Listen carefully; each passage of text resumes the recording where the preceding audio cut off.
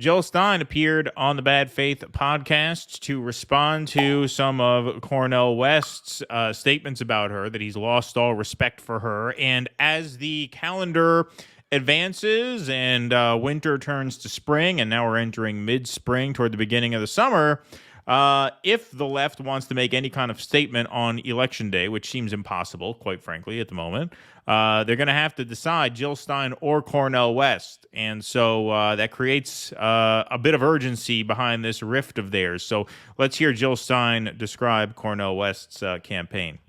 It's just very clear when Dr. West stepped away from millions upon millions of dollars worth of ballot lines that there's no way he would be able to duplicate. It was just clear that this was not going to be a strategic campaign. That has continued to be borne out as he remains kind of on the ballot for a handful of ballots. He recently accepted the nomination, where was this? I think in Colorado, of some centrist party, which is the equivalent of No Labels. So he's actually now running with a political party that, is totally centrist, and they sort of believe in common sense solutions that unify the Democratic and Republican parties, and it so dilutes his message and, it discredits his larger work here in the campaign. So, his campaign is continuing to stall, shall we say, Okay, I want to take a bit of a time out there because I want to show you guys a little bit of this Unity Party of Colorado. So this is what he's on. Now, to actually get the full experience of this, I'm going to have to do a screen share because we're going to have to see this kind of organization. This is the party that has given him the nomination, but Jill Stein is right. They present themselves more as a no-labels type forward party. Sounds exactly like No Labels. Centrist-oriented party. The Unity Party grew out of the grassroots group named Runners for Clark, which supported General Wesley Clark's 2004 presidential campaign by raising campaign contributions and awareness of Clark's run for the presidency. Skip down to the bottom. Today, the Unity Party is continuing to expand into the last remaining states and D.C. If you are in one of these states and interested in seeing the option of unity in your state's ballot, we would be excited to work with you. And yes, Centrist Views. The Centrist is the official publication of the Unity Party of America.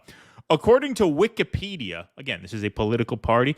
Wikipedia! According to Wikipedia, centrism is defined as a political outlook or specific position that involves acceptance or support of a balance of a degree of social equality and a degree of social hierarchy, while opposing political changes which would result in a significant shift of society strongly to either the left or the right. And so Jill Stein is exactly right. Now, look, I have to just share this with you to give you guys the full effect of this party, quote unquote, that Cornell is running with. The Unity Party of Colorado. We, on April 13th at our assembly, we nominated Dr. Cornel West for U.S. president. He will appear on the Colorado ballot in November. All right, so we want to learn more about, oops, you reached a page that is not united. We get to, this is like the Columbia University thing, right?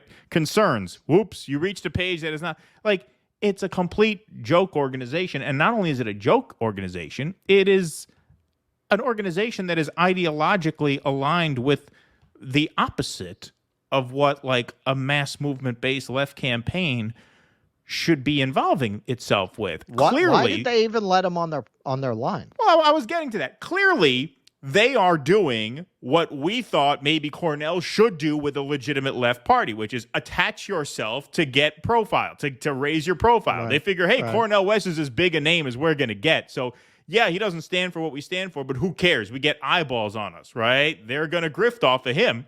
Right. You know what I mean? That's clearly why they're doing it, because his platform is not theirs. But you make a joke out of yourself and an ass out of your movement when you do that, to the point where you can't say Cornell is even building a move. This is why I said, if I had to choose, and I'm not promising to vote for Jill Stein. I don't really care who you vote for. I'm not getting involved. I don't think it's worth arguing about, quite frankly. I think it's unimportant. unless, they get a real chance for 5%. And even at that point, do we want to empower the Greens? The Greens are fucking useless. Who cares, right? So anyway, that argument aside, you want to make a case that your campaign is about more than a campaign. It's about a movement. That's what we always say, right? Well, if you're if you're legitimizing organizations like this, then you're not even building a movement. What are you doing? It's just a vanity campaign at that point. Like, let's say in a fantasy world, Cornell blows it out of the water in Colorado and gets 20% of the vote. You really want to give that credibility to this bullshit organization with a toy website and a centrist ideology? Like, is that really what you're into? At this point, it is just a vanity campaign. Pie chart. They have a pie chart. Yeah, it's really embarrassing. Anything to add before we go back to Jill Stein? No, not really, no. All right. Fabulous message. He still has a fabulous message, but that doesn't get you, anywhere in a presidential election to have a strong message. So to me, this is all going to sort itself out very quickly. If you've seen the ballot maps that the New York Times published a couple days ago, you see that our campaign is way ahead, even compared to RFK with all his, millions of dollars and super PAC donors and all that. We're still and billionaire VP. Right. Yeah, we're still way ahead. I mean, there's no doubt he's going to be on the ballot, but he is going to have to be accountable one of these days. He pretends to be a peace candidate. And to say that, you have to pretend that the war in the Middle East is not a war. This war that could easily become, World War III and go nuclear very quickly. The U.S. and Israel are bombing some, 5 or 6 countries right now. We're in active hostilities, and this could go ballistic. Bibi Netanyahu is trying to drag us into a war with Iran. This is unbelievably dangerous. And, RFK is not being straightforward with his base. He's still trying to present himself as a peace candidate. So the Middle East is not peace, and it's not negligible. It's not like a footnote here. It's really central and maybe the most dangerous conflict that we are involved in right now. Okay, so, if you want to make an impact as a left candidate running on a third party, really the last thing, if you are the Green Party right now, that you want to be doing is fighting for Cornel West's 1% of the vote. Like, if Cornell had any decency, he would just fucking drop out. I mean, you're not going to make an impact. Just get out. You're not going to be on enough ballots to make an impact to whatever extent this matters. And like I said, that's a huge asterisk there, because I don't particularly feel that the Green Party is worth the investment. If you think this matters, though, and if you are, that's good on you. Jill Stein has a right to run just as everybody else. You can't be arguing about you versus Cornel West now. She goes on in this interview to talk about Cornell's problems with her, which Cornell was never really forthcoming about. He always said, I lost great respect for Sister Jill Stein, and then wouldn't get into specifics. Come on, that's chicken shit. It all goes back to he got cold feet when he realized the Greens were going to be on the ballot, and he was going to cost Joe Biden the race potentially if he got 6, 7, 8%. He was going to get nadered. Exactly. His first poll out, he had 6% because Cornell's a big name. So that's why. So then he makes up this bullshit about a feud with Jill Stein. Won't get into specifics, probably because there are no specifics. Whatever personality differences there were, I'm sure did not supersede the urgency in his mind of getting out of Joe Biden's way. And so now you create this mess where now, on top of everything else, as stacked as the deck is against third parties, now Jill Stein's got to fucking make the case to the green, anti-imperialist, socialist voters, her over Cornel West. When really, if you're Jill Stein, you want to be taking that fight to the two major parties. So just another example of what a colossal missed opportunity this year was for the left to organize electorally. Huge missed opportunity to the point where, honestly, like at the presidential level, I don't give a shit who you vote for at this point. I wash my hands of it. I think the Vega campaign is really exciting because it is localized to a district like the Bronx where I knew we were going to be received very well when we went out there on the streets, and we were. I mean, he got a lot of signatures in a very short period of time as an independent who can't afford a haircut. I'm just saying because he said it. I'm not trying to rub it in, Jose. No judgment here whatsoever. But so like on that level, on a local level, when it comes to running these insurgent third-party campaigns, I'm all for that. this presidential race has been an absolute disaster, and it really revealed a lot about third parties and third-party organizing at that level.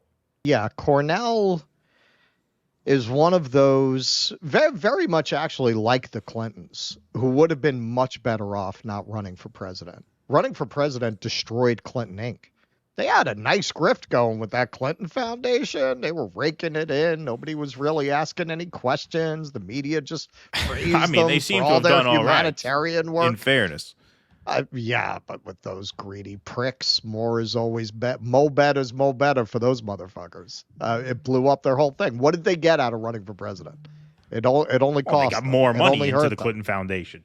No, they didn't. I think they cashed They out. had to close down the Clinton Foundation because they got exposed. But you don't think the They fact got that he was exposed. president? Yeah, but you don't think the fact that he was president made it bigger and gave it more clout than I'm it talking would about had he? Hillary. Oh, obviously. Hillary. Not- I thought you Yeah. were talking about he should have stopped at being governor. I was about to say, what are you, fucking nuts? Yeah, no. Hillary, that blew up their shit. That made people dig into the Clinton Foundation in a way that they didn't. All the media profiles about the Clinton Foundation were very, very much like all the coverage about the Clintons. It was very focused on Bill Clinton, the great triangulator, who has solved the riddle of humanitarianism by getting all of these greedy corporations to come pitch in, and with his magnetic personality bringing out the better angels of their nature. And then people dug into it and were like, oh, it's a bribery scheme. They're bribing them so they can get arms sales from the State Department. So it didn't work out for them. And this certainly hasn't worked out for Cornell, because while you always had some people saying, Cornell's a neoliberal, he endorsed Biden, those voices were just like you always had people who said the Clinton Foundation was corrupt. Those voices were not dominant in the conversation. And now they are. Now Cornell has made a total clown of himself. He got used to going to the parties with the good crab cakes. He doesn't want to go to the parties with the Mickey D's. Right. He wants to still be welcomed into all of the high society functions as their pet intellectual, as their pet fall radical. And in order to do that, he has to stay cuddly and non-threatening as a Muppet. He has to be their Muppet, right?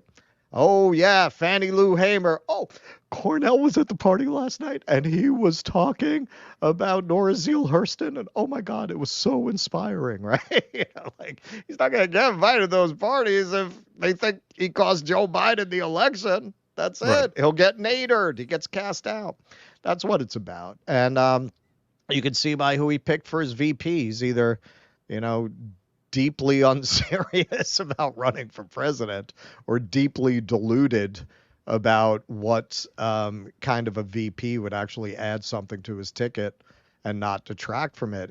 Somebody who always did kind of try to walk that line between saying, hey, identity matters, race matters, but there's a class dimension and you can't ignore that. To pick somebody like that who just has a history of saying the most deranged anti-racism kind of things. That's somebody who I do not even want 0.5% of the vote. Like, what do you? Well, yeah. Well, on top of that, also, she's an academic. You already have an academic on the ticket. Right. The point of the VP is to broaden the appeal of the ticket, not to narrow the appeal of the ticket. But in these recent New York Times polls that they just put out, he barely registered. He registered less than a point in almost all of them. Why would he? Yeah. And then with Jill Stein, whenever you hear Jill Stein speaking on the issues, she's always right on. She's always right on. Off here and there about certain things, but for the most part, she's right there. And as I've said, you have to wonder, do they just let the Green Party exist so that no effective left can form? Right. Because as a leftist, when I listen to Jill Stein, I say, yeah, no, she's right on all of the issues. But then you look at the organization that she is the de facto leader of, and it's just a total shit show. And I got to say, I think they want it that way. Well, yes. Well, because the effect of that is it just becomes a giant time suck, right? I mean, Exactly. the Green Party is just It makes this it very giant hard time for, suck. yeah, and it makes it very difficult for an organization that would be more effective to get itself established because the Green Party is in the way, sucking up all that energy. Please clap.